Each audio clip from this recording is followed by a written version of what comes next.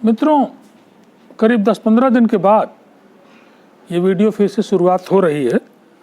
कारण कि मैं इस बीच में थोड़ा अस्वस्थ हो गया था और नए वर्ष की बहुत बहुत शुभकामना आप सभी लोगों को, और ख़ास करके जो हमारे स्टूडेंट्स हैं जो अपने करियर के बनाने के प्रयास में लगे हुए हैं, उनके लिए मैं आज ये वीडियो समर्पित कर रहा हूँ। इस वीडियो में आप देखेंगे केमिस्ट्री के छात्रों के लिए जो इंटरव्यूज़ में या थियरी में एक कॉमन टॉपिक है जो सब में है, इनऑर्गेनिक में, फिजिकल में, ऑर्गेनिक में, और इससे क्वेश्चन थियरी में भी और इंटरव्यू में भी, प्रैक्टिकल में भी, चारों तरफ इसका बड़ा महत्व है, और वो है स्पेक्ट्रोस्कोपी।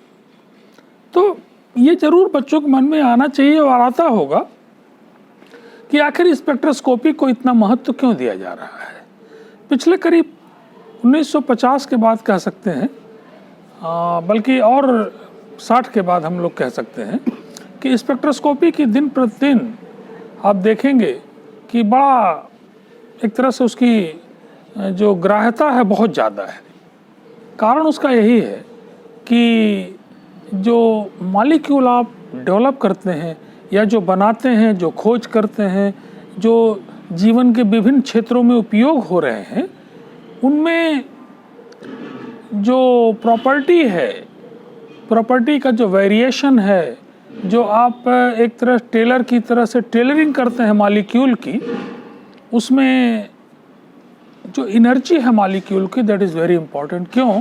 क्योंकि the property of the molecule is related to the energy of the molecule, and energy of the molecule is totally related to their structure. अब स्ट्रक्चर में बहुत सारी चीज़ें आएंगी, कन्फिगरेशन आएगा, कन्फर्मेशन आएगा, तमाम बातें आएंगी, बॉन्ड आएंगे, बॉन्ड लेंथ आएंगी। तो जो रूटीन हमारे पास स्ट्रक्चर को पता करने का जो प्रोसेस था वो बेस्ड था केमिकल रूट पे। जैसे एक एग्जांपल से मैं आपको बताऊं कि आपको डबल बॉन्ड अगर पता करना है कि कार्बन कार्बन डबल बॉन्ड है कि नहीं, तो आप अनसैचुरेशन का टेस्ट करते हैं। आप जानते हैं, हाई स्कूल से ही देख रहे हैं कि बेयर्स टेस्ट हमारे पास है या और भी टेस्ट हैं। डबल बॉन्ड के दोनों तरफ इन्वायरमेंट कैसा है, तो आप इंटरमीडिएट में भी पढ़ते हैं कि हम ओजोन लिसिस करके देख लेते हैं। उसी तरह से तमाम नेम रिएक्शंस आप देखेंगे कि एल्डोल कंडेंसेशन अगर वो दे रहा है तो अल्फा हाइड्रोजनस एल्डिहाइड या कीटोन में है, कैनिजारो दे रहा है तो नहीं है। इसी तरह से आइडोफॉर्म टेस्ट दे रहा है तो C डबल बॉन्ड O के बगल में CH3 मौजूद है। तो एक तरह से केमिकल चीज़ों को जोड़ते हम लोग स्ट्रक्चर को बता पाते हैं, लेकिन ये प्रोसेस काफ़ी लंबा है।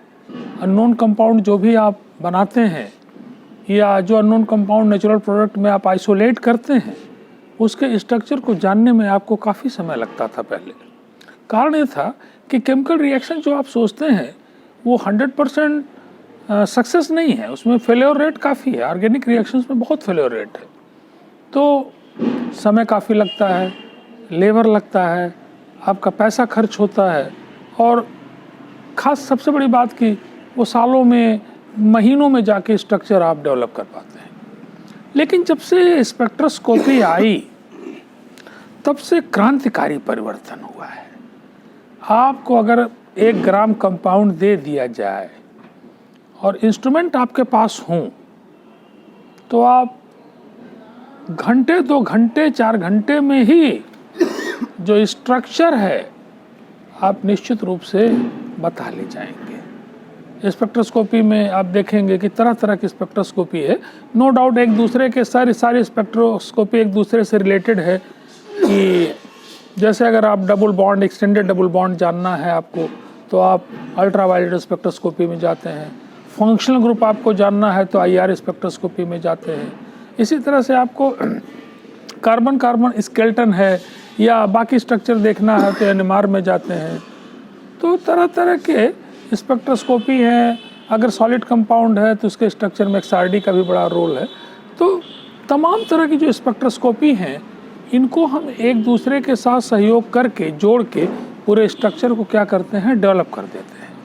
और ये चीज़ आपको मिलीग्राम में एक स्पेक्ट्रोस्कोपी के लिए, इसका मतलब कि 1 ग्राम 2 ग्राम ही अगर आपके पास कंपाउंड हैं तो 4-6 घंटे में 10 घंटे के अंदर अंदर आप स्ट्रक्चर को बता पा रहे हैं। And that is a very big thing, क्योंकि स्ट्रक्चर आपको पता अगर हो गया तो आप जो नेचुरल प्रोडक्ट मान लीजिए उसका स्ट्रक्चर आपने डेवलप कर लिया, जान लिया स्पेक्ट्रोस्कोपी से, तो आप टोटल सिंथेसिस के द्वारा या तमाम अपने दिमाग से तमाम चीज़ों को जानने के बाद उसके खंड खंड को जोड़ के आप सिंथेसाइज कर सकते हैं कि लौंग का तेल अगर मान लीजिए लौंग से निकल रहा और उसका स्ट्रक्चर आपको ज्ञात हो गया, नीम का तेल स्ट्रक्चर ज्ञात हो गया, तो आप लैब में भी उस स्ट्रक्चर को क्या कर सकते हैं, डेवलप कर सकते हैं। तो एक बहुत क्रांतिकारी जो परिवर्तन हुआ है केमिस्ट्री की दुनिया में, आप देखेंगे कि कन्फर्मेशन है, कॉन्फ़िगरेशन है।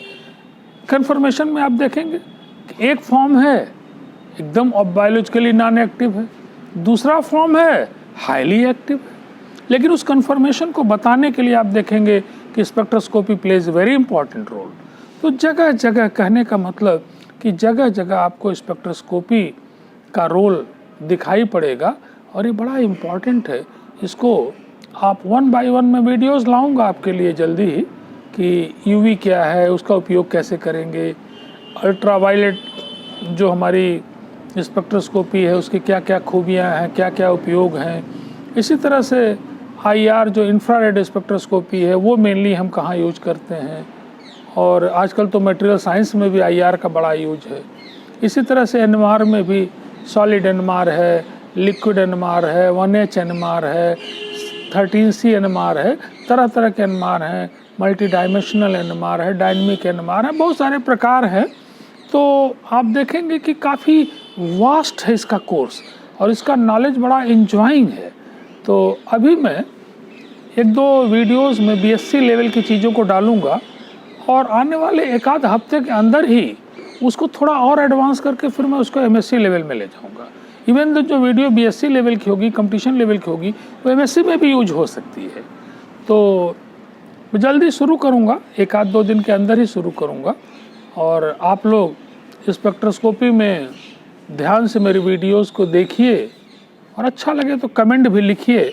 कोई क्वेश्चन हो तो आप मेल के माध्यम से या व्हाट्सएप के माध्यम से आप क्वेश्चंस को हमें लिख भी सकते हैं और पूछ सकते हैं कि सर इसमें क्या होगा। और उसके बाद खास करके जब मैं एनएमआर आपको पढ़ाऊँगा तो मेरा मन है कि तरह तरह के कंपाउंड्स का जो एनएमआर इंटरप्रिटेशन है, थियरी पार्ट में आई एम नॉट इंटरेस्टेड उतना, मैं इंटरप्रिटेशन पर्टिकुलरली ऑर्गेनिक मॉलिक्यूल्स में कि एक कंपाउंड को हम ऑर्गेनिक मॉलिक्यूल्स में कैसे जान पाएंगे कि इसका स्ट्रक्चर क्या है, और बहुत सारे मॉलिक्यूल, मुझे लगता है कि मैं 8-10 वीडियो केवल एनएमआर पे ही आप लोगों को दूंगा।